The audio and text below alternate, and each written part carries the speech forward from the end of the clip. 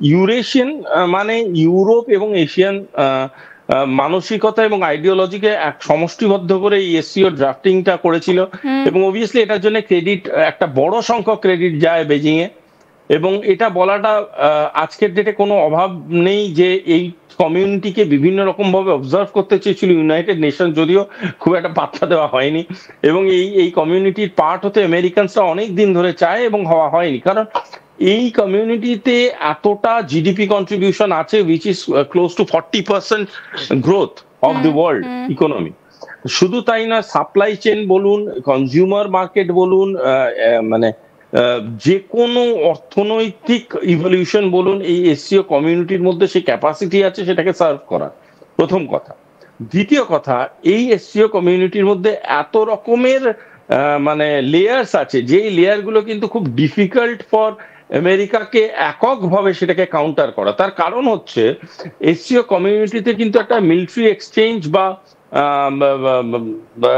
Security এক্সচেঞ্জের কথা কিন্তু প্রথম দিন থেকে স্পষ্টভাবে বলা আছে, যে একে অপরের সাথে বিভিন্ন সিকিউরিটি ইন্টেলিজেন্সে আমরা যেতে পারি যদি যদি প্রোগ্রেসিভ ওয়েতে হয়। দ্বিতীয় কথাও বারংবার বলা আছে যে সেখানে সাইন্টিফিক মুভমেন্টের কথা বলা হয়েছে, এনার্জি রিজার্ভস এর কথা বলা হয়েছে, যেই কথাগুলো যদি আমরা একটু মনোযোগ দিয়ে পড়ি খুব মানে সিমিলার টু ব্রিক্স, খুব similar to BRI economic model. তো এই যে বিআরআই নাম দিন, ব্রিক্স নাম দিন, বা আপনি এসসিও বলুন, বা আপনি যাই বলুন, এইগুলোর মধ্যে এই সবকটাই হচ্ছে আমার কাছে কৃষ্ণের অষ্টশত নামের মতো। যত নামই দিন না কেন, এগুলো পুরোটাকে এক জায়গায় অ্যামালগামেট করে এবং এমন একটা সিনারিও তৈরি করে যেটা কিন্তু আমেরিকা কেন্দ্রিক পৃথিবী নয়, but a new world order. যে ওয়ার্ল্ড অর্ডারে আমরা নন আমেরিকান কমিউনিটিদের একসাথে দেখতে পাচ্ছি, যেই ওয়ার্ল্ড অর্ডার আমরা দেখতে পাচ্ছি যে ইকোনমিক মডেলটা, বিজনেস শিফটিংটা এমন দিকে চলে যাচ্ছে যেটা আমেরিকার কন্ট্রোলের বাইরে। তেল বলুন, গ্যাস বলুন, 45% অফ দ্য গ্যাস রিজার্ভস সেটা কিন্তু এই এসসিও কমিউনিটির হাতে আছে। এবং এবং ভুলে গেলে চলবে না, এই এসসিও কমিউনিটিতে এমন অনেক দেশ আছে এবং এমন অনেক কম্পোনেন্টস আছে যারা কিন্তু নিজেরা সেলফ সাফিসিয়েন্ট কমিউনিটিস। এরা যদি কোনোভাবে এক জায়গায় আসতে শুরু করে এবং কোনো একটা এমন ইকুয়েশন তৈরি করে যেটা গোটা এই ইন্টেলিজেন্সটাকে এন্ডোর্স করে, তাহলে কিন্তু it is very difficult for Donald Trump to survive. Subhashis, সেক্ষেত্রে দাঁড়িয়ে আমার একটা ভীষণ ব্যক্তিগতভাবে একটা জিনিস আপনার কাছে জানতে ইচ্ছে করছে, যে এই মুহূর্তে দাঁড়িয়ে চীন যে একটা ভূমিকা রেখেছে, সেক্ষেত্রে দাঁড়িয়ে এই ভারত আর আমেরিকার সম্পর্কটা ভালো না হয়ে আরো খারাপ হোক, চীন কোথাও গিয়ে সেই ইন্ধনটা দিচ্ছে না তো? দেখো, খুব মজা করে বলতে গেলে এটা বলবো যে আমি ব্যক্তিগতভাবে কোনোদিনই চাই না আমার এক্সরা খুব সুখী হোক জীবনে।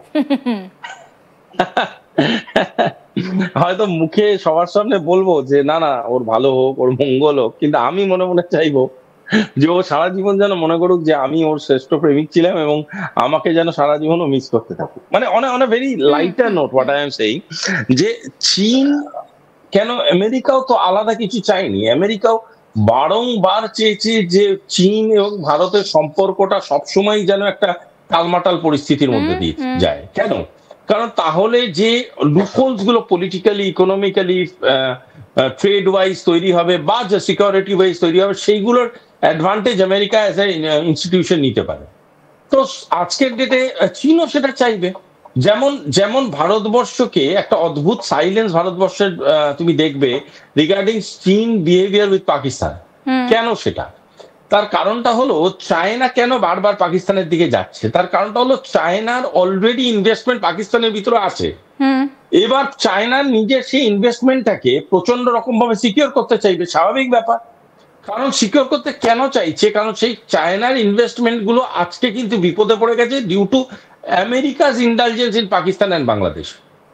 সুতরাং এই যে একটা ঘটনা চক্র যেটা চায়না এবং আমেরিকাকে ভীষণ একটা কম্পিটিটিভ টেবিলে নিয়ে বসিয়ে দিয়েছে, সেটা ইন্ডিয়ার কোনো কন্ট্রিবিউশন থাকুক না থাকুক, ইন্ডিয়া কিন্তু কোথাও গিয়ে সেটা ব্যাক এন্ডে এনজয় করবে অ্যাজ এ ডিপ্লোম্যাটিক স্টেট।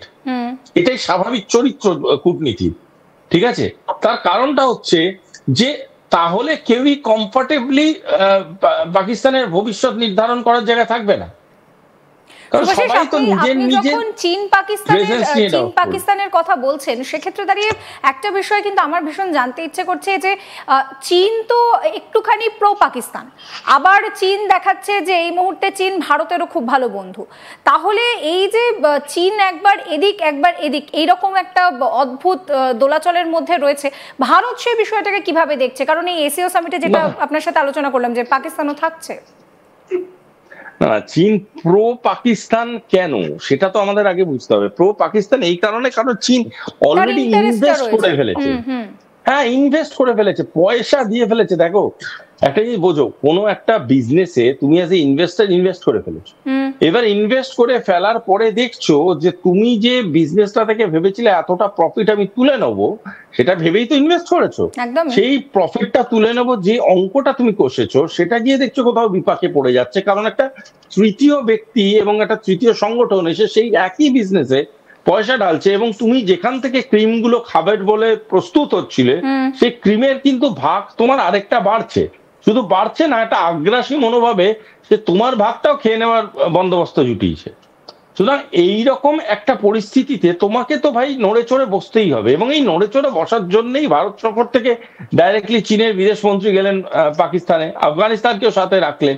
কেন এই ডিসকাশনস গুলোর মধ্যে আসতে চাইছে? কারণ তারাও জানে যে যদি আমেরিকা এই অঞ্চলে ডিসপুট অ্যান্ড টেররিজমকে বারবার করে বাড়ায়, যেটা এতদিন ধরে ওরা চুপচাপ সহ্য করেছে, তার কারণ এটা শুধুমাত্র ছিল ভারতমুখী, চীনের কিছু যাচ্ছিল আসছিল না। কিন্তু এখন চীন বুঝতে পেরেছে এই ধরনের কিন্তু কমিউনাল প্রবলেমস, এই ধরনের কিন্তু টেরিটোরিয়াল ডিস্টারবেন্সেস গুলো কালকের ডেটে চীনের ইনভেস্টমেন্ট গুলোকে এফেক্ট করে দেবে, অলরেডি করছে। এবং সেই জিনিস যদি তৈরি হতে থাকে, তাহলে পাকিস্তানের ভিতরে চীনের যে ইনভেস্টমেন্ট আছে, আফগানিস্তানের যে ইনভেস্টমেন্ট গুলো আছে, সেগুলো তো বিপাকে পড়ে যাবে।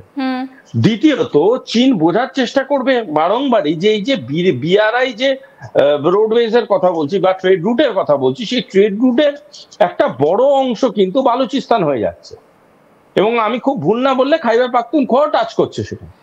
যদি সেটা হয়, তাহলে কিন্তু চীন interested more into Pakistan breaking into pieces. কারণ যদি আজকে ওরা ইন্ডিয়াকে বিআরআই এর একটা আউটসাইড পার্টনারই বলুন, একটা সেমি ইনভলভ পার্টনার বলুন, বা একটা কোঅপারেটিভ পার্টনার হিসাবেই পায় রাশিয়ার দৌলতে, তাহলে কিন্তু ইকুয়েশনটা চেঞ্জ হয়ে যাবে। যে ইকুয়েশনটা করার কথা ভাবা হচ্ছিল কম্পিটিটিভনেস দিয়ে, মানে মার দাঙ্গা ঝগড়াঝাটি করে, সেটা কিন্তু এখন শান্তিপূর্ণভাবে হবে, এবং শুধু শান্তিপূর্ণভাবে হবে না, জয়েন্ট ভেঞ্চারে তৈরি হবে। এবং এই জয়েন্ট ভেঞ্চারের মডেলে কোনোদিনই পাকিস্তান কিন্তু এক টুকরো থাকতে পারবে না, কারণ পাকিস্তানের গোটা রেভিনিউ বা গোটা জিডিপি বা গোটা ইকোনমি কিন্তু পাঞ্জাব প্রভিন্স থেকে আসে না। পলিটিশিয়ান বাদ দিয়ে পাঞ্জাব প্রভিন্স